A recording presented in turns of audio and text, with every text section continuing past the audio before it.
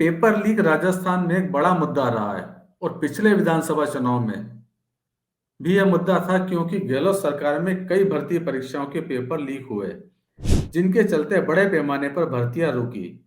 RPSC हो या फिर कर्मचारी चयन बोर्ड की परीक्षाएं, हर भर्ती एजेंसी के पेपर लीक हुए और उनकी परीक्षाएं रद्द करनी पड़ी।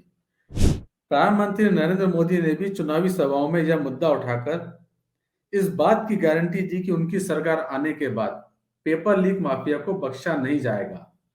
मोदी ने यह आरोप भी लगाया था कि कांग्रेस में पेपर लीक माफिया को संरक्षण है, इसलिए सरकार बदलने की जरूरत है। अब राजस्थान में सरकार बदल चुकी है। राज्य में भाजपा की सरकार है, लेकिन अब कांग्रेस भाजपा सरकार पर हमलावर है और आरोप लगा रही है कि राज्य सरकार पेपर लीक माफिया पर कंट्रोल नहीं कर पा रही है। भर्ती परीक्षाएं तो क्या, छोटी मोटी परीक्षाओं के भी पेपर लीक हो रहे हैं। कर सकता है, इसलिए इस तरह की खबरों का कोई आधार नहीं है। लेकिन मैं एक बात जरूर, आप जब बैठे ही हो तो मैं कहना चाहता हूं कि मुख्यमंत्री जी ने बनते ही ये कहा था कि अब आज के बाद में कोई पेपर लीक नहीं होगा।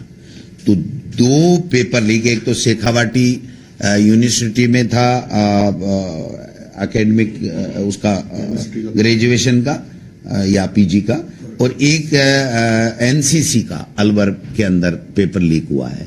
तो दो पेपर तो बिना प्रतियोगी परीक्षा के ही हो गए। तो प्रतियोगी परीक्षाओं के जब पेपर होंगे तो इनका क्या हाल होगा, ये देखने लायक होगा। दरअसल प्रदेश में हाल ही में दो परीक्षाओं के पेपर लीक हो चुके हैं। रविवार को अलवर में एनसीसी यानी नेशनल कैडेट कोर की सी ग्रेड की परीक्षा निरस्त करनी पड़ गई क्योंकि परीक्षा का पेपर पहले ही सोशल मीडिया पर वायरल हो चुका था। पेपर रविवार को सुबह 10 बजे होना था, लेकिन परीक्षार्थी केंद्र पर पहुंचे तब पता चला कि परीक्षा नहीं हो रही है। अब यह परीक्षा अगले रविवार को होगी।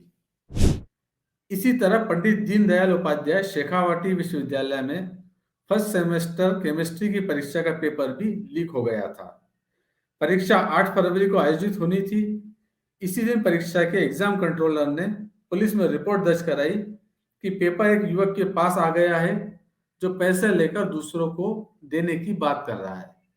पुलिस ने इस मामले में 8 लोगों को गिरफ्तार किया है। हालांकि ये दोनों ही परीक्षाएं भर्ती स्तर की परीक्षा नहीं है, लेकिन परीक्षा निरस्त होने से छात्रों को उतनी ही परेशानी का सामना करना पड़ रहा है।